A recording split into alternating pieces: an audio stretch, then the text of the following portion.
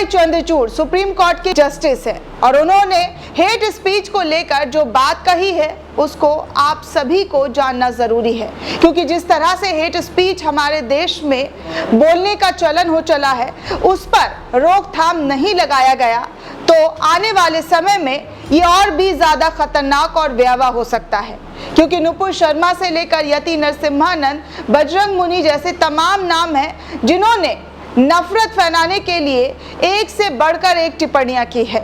तो क्या अब सुप्रीम कोर्ट के जस्टिस डीवाई चंद्रचूड़ भी ऐसे लोगों पर लगाम लगाने की बात कर रहे हैं? हाल ही के दिनों में सुप्रीम कोर्ट जस्टिस गुजरात पहुंचे हुए थे, गुजरात के नेशनल लॉ यूनिवर्सिटी में पहुंचे हुए थे और यहां पर एक प्रोग्राम आयोजित था, दीक्षांत समारोह, और वहां पर उन्होंने जाकर कहा कि दूसरों की राय को स्वीकार करने और सहिष्णुता होने का मतलब ये नहीं कि किसी की अभद्र भाषा भी स्वीकार कर लेनी चाहिए। कोई भी अभद्र भाषा बोलेगा और आप उसको स्वीकार कर ले, ऐसा बिल्कुल भी नहीं होना चाहिए। उन्होंने कानून के छात्रों से कहा कि हम जो बहुत से काम करते हैं उसका केवल दीर्घकालिक प्रभाव होगा, इसलिए हमें रोजमर्रा की व्याकुलता के बारे में चिंतित होना चाहिए। जस्टिस डीवाई चंद्रचूड़ ने दोस्तों आगे ये भी मैसेज देते हुए कहा कि आप जो कहते हैं मैं उसे अस्वीकार करता हूं, लेकिन मैं इसे कहने के आपके अधिकार की रक्षा करूंगा। इस बात को हम अपनी व्यवस्था और हर नागरिक को अपने स्वभाव में शामिल करने की जरूरत है। किसी पर भी अभद्र भाषा का इस्तेमाल होता है तो उसके खिलाफ कार्रवाई होनी चाहिए। उन्होंने कहा कि गलतियां करना, दूसरों की राय को स्वीकार करना और सहिष्णु होना किसी भी तरह से अंधी अनुरूपता का अनुवाद नहीं करता है। इसका मतलब ये नहीं कि अभद्र भाषा के खिलाफ खड़ा ना हो। अगर कोई आपको अभद्र भाषा का इस्तेमाल करे तो आप भी उसको जवाब दे। उन्होंने कहा कि छात्रों से बातें रखते हुए उन्होंने कहा कि आपने बहुमत के राजनीतिक, सामाजिक और नैतिक संघर्षों के बढ़ते शोर और भ्रम के बीच बाहरी दुनिया में कदम रखा है। जरूरत इस बात की भी है कि आप सभी को विवेकपूर्ण और न्याय संगत तरीकों से मार्ग से निर्देशित किया जाना चाहिए, या आप स्वयं को उसी के अनुरूप ढालते हैं, ये अपने आप में बड़ी बात है। वही बीते दिनों सुप्रीम कोर्ट के जस्टिस जो है डीवाई चंद्रचूड़ ने जजों के खिलाफ मीडिया में व्यक्तिगत हमलों पर भी नाराजगी जाहिर कर चुके हैं।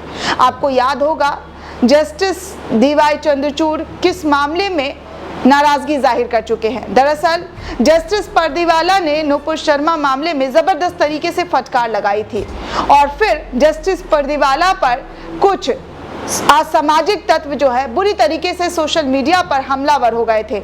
उसको देखते हुए जस्टिस चंद्रचूड़ की बेंच के सामने एक वकील ने ईसाई समुदाय के खिलाफ हिंसा के संबंध में एक मामले की सुनवाई करते हुए इस बात का जिक्र किया कि आजकल जजों पर भी हमले हो रहे हैं। उसी दौरान जस्टिस डीवाई चंद्रचूड़ ने ये टिप्पणी की। वकील ने सुप्रीम कोर्ट से मामले के फौरन सूचीबद्ध करने का आग्रह किया। तब जस्टिस चंद्रचूड़ ने कहा कि उन्हें कुछ ऐसी खबरें मिली हैं जिनमें कहा गया है कि सुप्रीम कोर्ट मामले की सुनवाई में देरी कर रही है। उन्होंने अपना मामला बताते हुए कहा, चूंकि मुझे कोरोना वायरस हो गया था तो मामले को सुनवाई के लिए नहीं लिया जा सका, इसलिए आगे की तारीख लगा दी गई, मामले में अगली तारीख दे दी गई। इसमें मामले की सुनवाई में जानबूझकर देरी की बात कहां से आती है?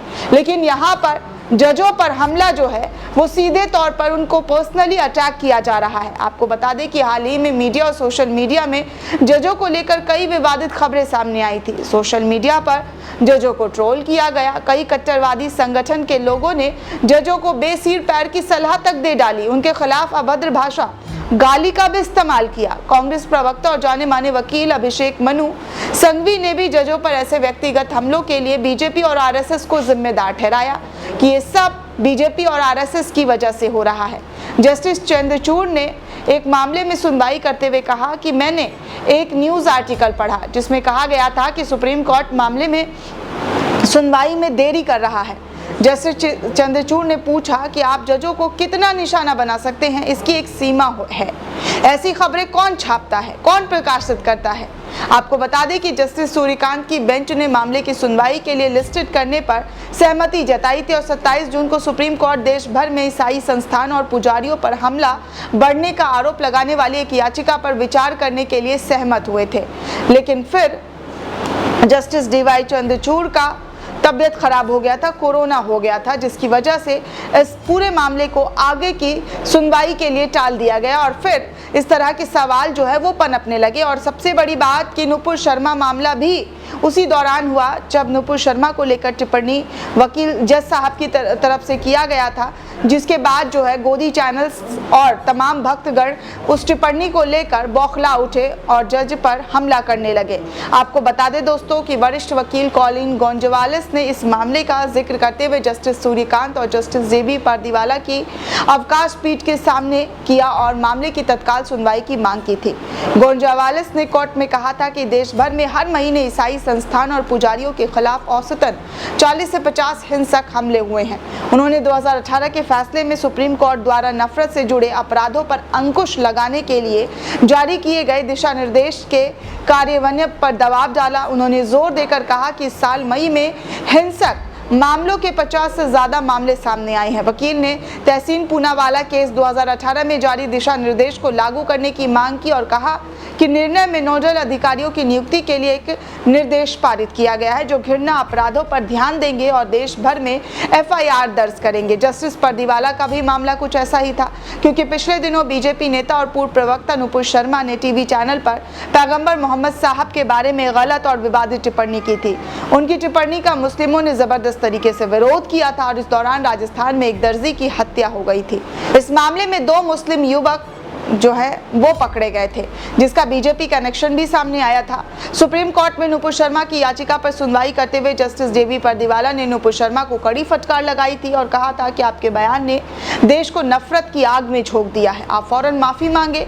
जस्टिस पारदीवाला की इस टिप्पणी के लिए उन्हें सोशल मीडिया पर ट्रोल किया जाने लगा। कई कट्टर हिंदू संगठनों ने जस्टिस पारदीवाला सहित तमाम जजों और अदालतों का मजाक तक उड़ाया।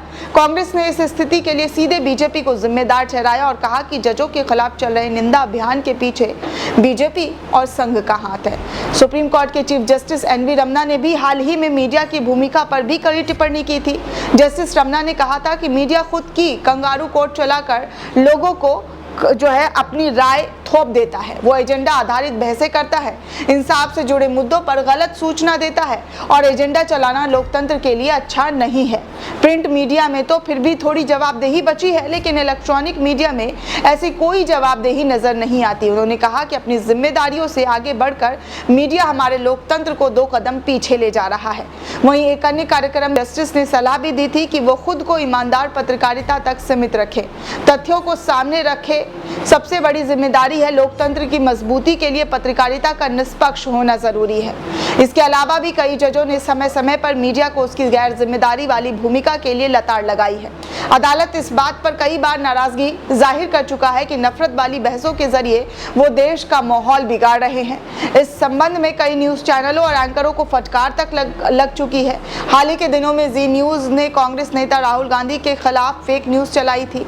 हालांकि बाद में उसने माफी मांग ली और सुप्रीम कोर्ट में अर्जी लगाकर जमानत जो है वो हो गई थी, लेकिन फिर भी ये मामला जो है वो खत्म होने का नाम नहीं ले रहा है, जिसको लेकर एक बार फिर से जस्टिस DY चंद्रचूड़ ने गुजरात में एक प्रोग्राम में सम्मिलित होते हुए ऐसे बयान दिए हैं कि जो भी अभद्र भाषा का, हेट स्पीच का जो सिलसिला शुरू करता है उसके खिलाफ जवाबदेही और कार्रवाई दोनों होनी चाहिए। दोस्तों, इस पूरे रिपोर्ट को लेकर आप क्या सोचते हैं, आपकी क्या प्रतिक्रिया हमें कमेंट सेक्शन में ज़रूर बताइएगा। साथ ही साथ नेशन 360 को ज़्यादा से ज़्यादा लाइक, शेयर और सब्सक्राइब करना बिल्कुल भी ना भूलें।